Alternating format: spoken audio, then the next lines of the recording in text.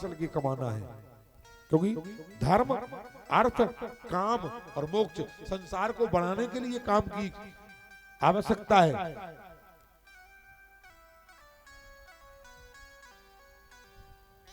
और भगवान की भक्ति से मोक्ष की भी जरूरत है, मोक्ष प्राप्त होता है। को कौन सी चीज कितनी चाहिए इसका ज्ञान हमें होना चाहिए।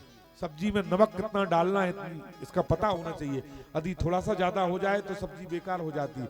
उसी प्रकार से क्रोध की जरूरत है, लेकिन कितना करना है इसका ज्ञान होना चाहिए। आवश्यकता से अधिक जब क्रोध हो जाता है तो वही क्रोध हमारी बर्बादी का कारण बन जाता है। कई आदमी हमारे पास आज बोले महाराज हम बहुत परेशान। बोले का है? बोले महाराज हमारे पति को गुस्सा ज्यादा, इतनी याद। हम कहते कितनी याद? बोले महाराज इतनी याद के आजाद पर जात नहीं है।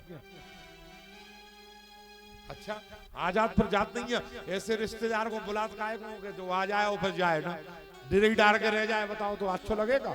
रिश्तेदार 2 दिन आ रहे, 4 दिन आ रहे, 8 दिन आ रहे तो ठीक है, लेकिन रिश्तेदार आ गो फिर जाए ना, डिरेक्ट डाल के रह जाए, बताओ वो रिश्तेदार अच्छो है का? ऐसे रिश्तेदार को दोबारा बुलाना नहीं चाहिए। बोले आ जाए फिर जाए ना। बोले महाराज आ तो जात फिर जात नहीं है। बोले का है? श्रीमान जी से पूछा हमने कि भैया तुम जा बताओ कि तुम्हें गुस्सा आ जात? हाँ बोले महाराज जब आत नहीं है सो आत नहीं है, जब आ जात सो फिर महाराज जात नहीं है। अच्छा फिर? बोले महाराज जात नहीं है। अब क्या कर, अब जाई नहीं रही, बाबाजू से भरो बैठो।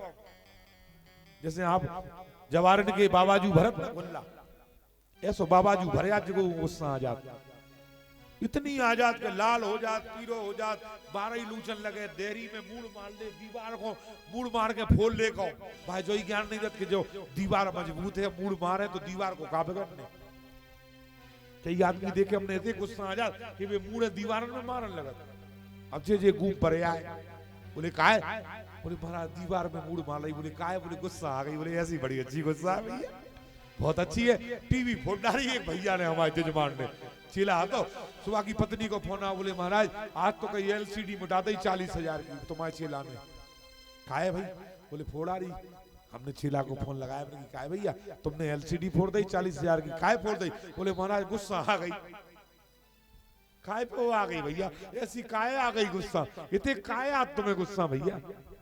ये सब नौकर है। कौन? काम, क्रोध, मद, लोभ और मोह। इनकी जरूरत तो थी, भगवान ने इसलिए ने बनाया क्योंकि कोई उधम कर रहा है तो थोड़ा सा आंखों में गुस्सा लाओ, बच्चे डर जाएं। लेकिन ऐसा नहीं है कि तुम कूट भी लग जाओ, थूट भी लग जाओ, उन्हें मार भी लग जाओ। आंखों में डरे बच्चे, मारना नहीं चाहिए बच्चों को। तो इसलिए गुस्सा हो, आंखों में गुस्सा आए और फिर आंखों ही से भगा दो, वहीं से लौटा दो। बने लौटना आना चाहिए। जो नहीं है आ गओ बाबाजू अब जा रही रहो। गुस्सा आ तो गई लेकिन कंट्रोल नहीं हो रही। तो माने गुस्सा तो चाहिए, लेकिन कितनी चाहिए? जितनी सब्जी में नमक की जरूरत है। थोड़ा सा ज्यादा कर दोगे तो सब्जी बिगड़ जाएगी, ऐसे ही थोड़ा सा गुस्सा ज्यादा हो जाएगा तुम्हारा जीवन बिगड़ जाएगा। मेरे भाई इस कथा की बात को जीवन में उतार लेना। यदि इसको उतार लोगे तो तुम जीवन में जीत जाओगे, वरना गुस्सा यदि लाते रहे ना जीवन में कभी कुछ कर नहीं पाओगे। बच्चे भी दूर हो जाएंगे, घरवारी भी दूर हो जाएगी, माता पिता भी तुम्हें त्याग देंगे। गुस्सा वाले आदमी को तो सब त्याग देते। अरे बहुत गुस्सा बेकार आदमी है, छोड़ो जा आदमी को। बच्चे भी दूर दूर लगे, पिताजी के पास जाए तो गुस्सा होंगे, जैसे रन दो, दूर ही रन दो। इसलिए गुस्सा को जीत लो। काम को जरूरत है, काम कितना नौकर है, सेवा कराओ और भगाओ। काम, क्रोध, लोभ, मोह ये सब नौकर हैं, नौकर बने रहे। दुकान में नौकर लगा लेता, ये सब नौकर हैं, नौकर बने रहे। और नौकर यदि मालिक की सीट पे बैठ जाए और मालिक बन जाए और मालिक ठाणो नौकर कह रहा के दो पार्ले जी को पुड़ा उठा के दो एक, तो मालिक उठा के पार्ले जी को पुड़ा देने लगो। बताओ जो स्थिति बन गई आज आदमी की कि नौकर तो मालिक बन गए और मालिक नौकर बन गए। तुम क्या हो? और ये काम, क्रोध, गुस्सा कौन है? जी तुम्हारी नौकर है, सेवा करने के लिए भगवान ने बनाए थे, तुम्हारी रक्षा करने के लिए तुम्हारे लिए बनाए थे। लेकिन वे नौकर जो रक्षा करे वे बने थे, बॉडी गार्ड अपने वे मालिक बन गए। अब गुस्सा भरी बैठी भग नहीं रही।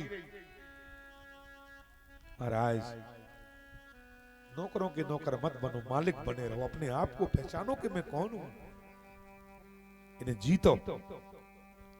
नारद जी ने विचार किया, कहा देवी ज्ञान वैराग को तो चेतन करना पड़ेगा, क्योंकि कलयुग में यदि ज्ञान और वैराग चेतन नहीं होंगे तो भगवान की प्राप्ति दुर्लभ हो जाएगी। इसलिए मैं अपने बड़े भाई के पास जाता हूं और कोई ज्ञान और वैराग को चेतन करने का उपाय उनसे पूछ के आता हूं। नारद जी के बड़े भाई थे 4, सनक, सनंदन, सनकादि और सनत कुमार। ब्रह्मा के 5 पुत्र थे, नारद, सनक, सनंदन, सनकादि, सनत कुमार। तो बड़े का नाम था सनत कुमार।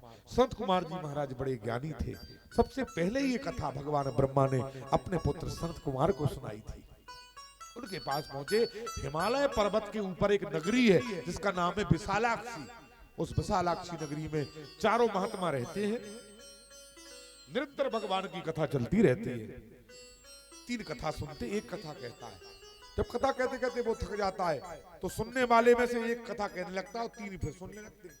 ऐसे ना कोई थकता है, बारी बारी करके चलती रहती, 24 घंटे चलती रहती है।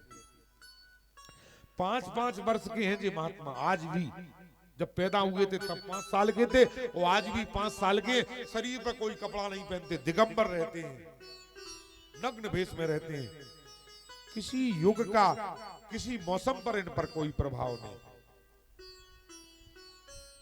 भगवान की कथा हाँ ऐसी हो सकती है कि आप उम्र को भी जीत सकते हो, हाँ अमर हो सकते हो। 8 लोग संसार में अमर हुए इस कथा को सुन के। कौन कौन? अश्वस्थामा बलि व्यासो हनुमानौ च विभीषणा कुल गुरु कृपाचार्य